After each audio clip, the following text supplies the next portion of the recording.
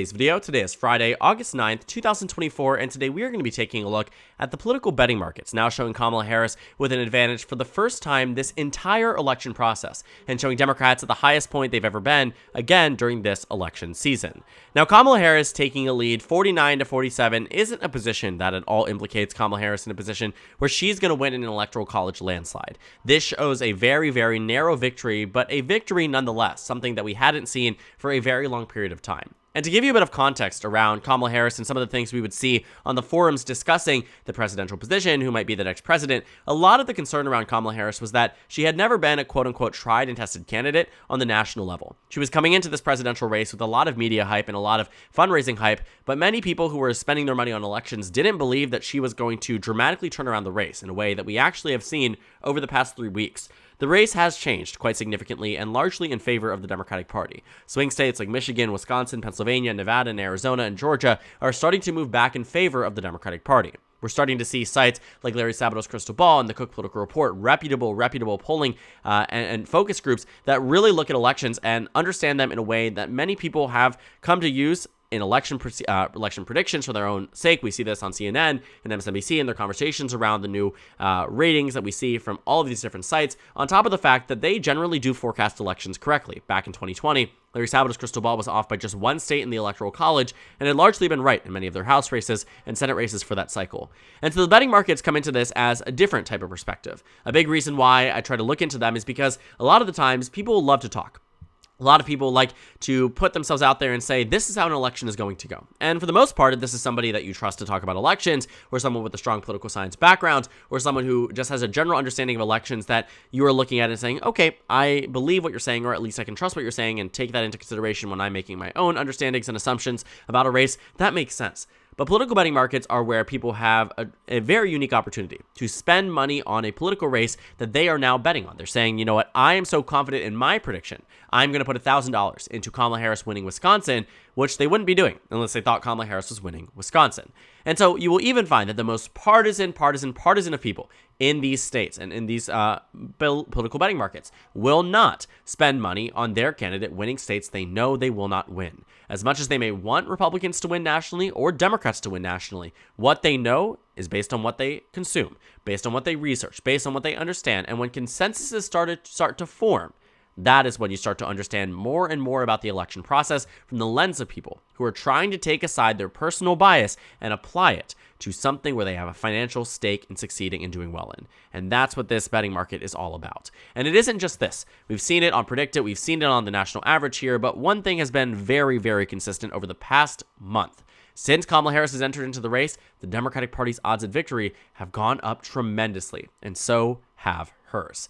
We're at a convergence point where Kamala Harris is now taking the lead for the first time ever in this election cycle and has given the Democratic Party a very high point compared to where they were previously. When we take a look at the earlier on stages of the political betting markets in early 2023, Donald Trump had just a 17% chance of victory here. 15, 16, 17% chance. Why? Not because he was going to lose, but because Ron DeSantis at this point was polling quite well. He was getting a lot of institutional support, and a lot of people expected him to actually beat Donald Trump in the primary. But then reality started to set in. And the moment around March and April that it became a two-way race between Biden and Trump, and throughout the remainder of 2023, Biden may have had a narrow advantage, but at most was at a 41.6% chance of victory. And beyond that point, around September of 2023, Donald Trump took the lead and maintained that lead throughout the duration of the campaign period. And only for a very brief period of time, right after the State of the Union, did Joe Biden take the advantage over Donald Trump, and never at 50%, which is a position that Kamala Harris has now hit today. And so the political betting markets changing here also allow us to explore where they believe individual states are going to go.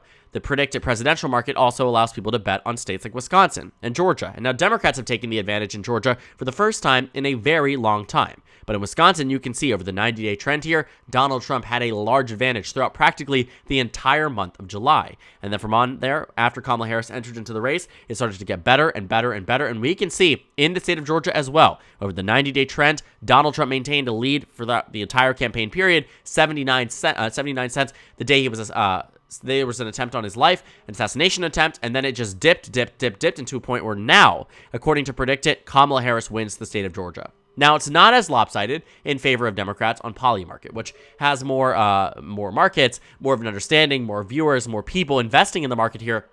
And I want you to take a look at what the Electoral College map might actually suggest based on these political betting markets, because you might find it to be very, very similar to some things you might have seen recently.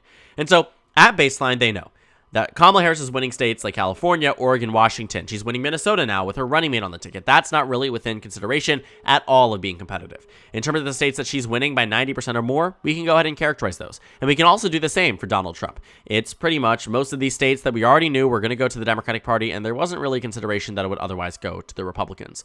So when we take a look at states like Maine, that's not 90%. I'm just going to speed run through it because I want you to take a look at the map here. Maine would be likely, Virginia would be likely, Colorado and New Mexico also likely here. Just trying to get through it as fast as I can. Actually, Colorado and New Mexico would be safe, so let's go ahead and go back to that. Make them safe. I was under the assumption they'd be likely. I guess that's not where we are right now. Of course, Donald Trump would be safe in many of these areas. So safe, safe, safe, safe. Texas is safe. That's surprising. Florida is not quite safe just yet, but soon to be. Ohio is safe. Iowa is safe. Okay. This gives me a very quick way of just characterizing the majority of this map here. So let's go ahead and do that, land-wise, at least the majority. Not Texas is, South Carolina, Florida is not yet, but here we are. Nebraska at large, Nebraska's first, and I think maybe Maine second district, yes, 92%. So here we are in terms of safe characterizations for both parties. Donald Trump at 189, Kamala Harris at 221, 128 remaining electoral votes to be characterized. Now, this is not an election prediction, so I'm not going to leave you in suspense, and we're not going to spend time talking about each individual state. Let's go ahead and just characterize so we can get a better understanding of where we are right now. North Carolina, I'd say, is lean red based on this. Florida is likely red for sure. Michigan, lean blue. Pennsylvania, tilt blue. Wisconsin, tilt blue. Georgia, lean red or tilt red. Arizona, tilt red. And Nevada, tilt blue. So let's go ahead and do that. Tilt red in Arizona, tilt red, New Mexico, tilt red in Georgia, lean red in North Carolina, lean blue in Michigan, likely red in Florida, and then tilt blue in Pennsylvania. In Wisconsin, let's see, Nebraska's second. That is an 85% chance for Kamala Harris. That's likely, and New Hampshire's also likely, so let's go ahead and get that out of the way. And then Nevada is a tilt blue state. So here we are. This is what the betting markets say about the 2024 presidential election. 276 electoral votes for Kamala Harris and 262 for Donald Trump. Does this look familiar?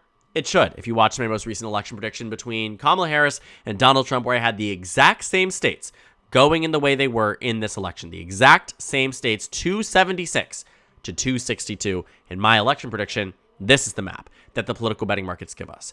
And so I think while the political betting markets are more focused on chance, they align with everything that I say. They don't do the ratings based on overall margin. This is based on chance. And so while it's not a direct comparison in terms of how the ratings are done, it does give us a general understanding of what the expectations are for these battleground states. More people than not expect Kamala Harris to win Nevada. More people than not expect Kamala Harris to win Michigan. More people than not expect Donald Trump to win Georgia. And that's the fact of the matter, but the result is the same. Kamala Harris wins the presidency. And I find it to be very interesting that we are now mapping nearly an identical map to what we are seeing on my election prediction. I'm not here to gas myself up. I'm here to say that what we look at and what we understand to be in this election to be all important in the context of everything, no pun intended, is that this is one piece of the puzzle that helps me understand the electoral process. And based on what we're seeing from the Cook Political Report, Larry Sabato's crystal ball, hell, what we're even seeing from Nate Silver, now giving Kamala Harris a 54% chance of victory when for a long period of time he had Joe Biden losing to Donald Trump with a 20, 30, 40% chance depending on the month and the week that we were in. Nate Silver now saying Kamala Harris is in the advantage will likely tell us that many of the other polling firms and respectable firms are telling us the exact same thing, and now the betting markets are falling in line as well and saying that Kamala Harris is now the favorite to win this election, because for the first time, pretty consistently, across all the markets, all the pundits, all the forecasts, Kamala Harris has the advantage. And that is something that the Democratic Party has not had once this election cycle. And they should be very happy that they have it now. But the security isn't there. I think Kamala Harris is in a position where, sure, this is something that you tout. This is something you say definitively is good for the Democratic Party because it shows movement. It shows they are now, in perception, the favorites to win this election amongst the people who pay the closest attention. The good news also for Democrats is that when you take a look at some of the data, especially some of the most recent data. On the 2024 national average between Trump versus Harris, the Marquette University poll has a very unique thing that they mention when they look at perception and who people think are going to win this election. Because in terms of people who are most likely to win the election based on what these respondents are saying, in terms of those who say Kamala Harris is going to win this election, you're talking around 45% of the electorate that says Kamala Harris is the favorite to win this election. Actually, less than that. You're talking around 43% that is saying Kamala Harris is likely to win this election. On the flip side, you have 58% of the electorate saying that Donald Trump is definitely or probably going to win this election. And so really, you find, and also I know those numbers don't really perfectly add up, so imagine it to be 42 to 58. Point being, that nearly 3 in 5 people who responded to this poll, who chose Kamala Harris, and this is the big one, this is the A-plus rated pollster that showed Kamala Harris doing really, really well on the overall support, a 6-point lead nationally, 48 to 42, you were still seeing roughly a 16-point deficit between those who expect Donald Trump to win the election than Kamala Harris to win the election. And that's actually good news for the Democratic Party, because they've been sold on this very long, media tirade against Joe Biden, that he has no chance of victory, that he's not on track to win this election whatsoever, that, Kamala Harris, even if she was to replace him, wouldn't win the election. No one can beat Trump after the RNC, after J.D. Vance, after the assassination attempt, after demolishing his primary opponents. I mean, everybody was saying there was no way Donald Trump loses this election. And for a while, too, I was under the assumption Donald Trump had it in the bag. After that debate performance for Joe Biden, I gave Joe Biden 226 electoral votes in my next electoral prediction, and Donald Trump 312. That would make it the worst Democratic performance in the 21st century. I mean, hands down. And so to have the Democratic Party now in this position where they are not only doing well, but up nationally, up in the betting markets, up everywhere else, speaks to the level of electability and swinging of this race that Kamala Harris has done before the convention, before we even saw. Even then, the VP announcement, these political betting markets only narrowly improved for Kamala Harris. She was right at the cusp before she chose Tim Walz, and that seems to be the thing that put her over the top. And that, again, is a continuation of how people see the Democratic Party making the right political decisions, understanding the electorate far more than people had predicted in the past. And so Democrats are now in a more favorable position than ever, and we are starting to see that translated amongst the people who stay out of the fray but invest their money and try to understand this race on a more narrow level because they have a vested interest in being right about these battleground states. And when you take a look back at 2020, the political betting markets were far more in favor of Joe Biden, but in a way, rightfully so. I think this election is far more contentious. You can look at the 276 to 262 map that the political betting market says. You can look at my 276 to 262 map that I put out. The numbers are clear. This election is going to come down to the wire. And based on Joe Biden's victory, it actually isn't too surprising that the political betting markets were more in his favor. He had room to fall. And while we did see that states like Arizona and Georgia and Wisconsin did end up being less than a point, they were still Democratic states. And that builds up enough of an electoral firewall that if you were to lose Wisconsin, you'd win the election. Even throw in Georgia, you'd win the election. And so Democrats, in a way, knew they were going to win with Joe Biden. They didn't know the extent at which they would win by. But in terms of overall political betting markets, they were only off in 2 states, North Carolina and Florida. And Florida was iffy depending on the market you were looking at. And overall, a pretty good indicator of who was going to win this election at large.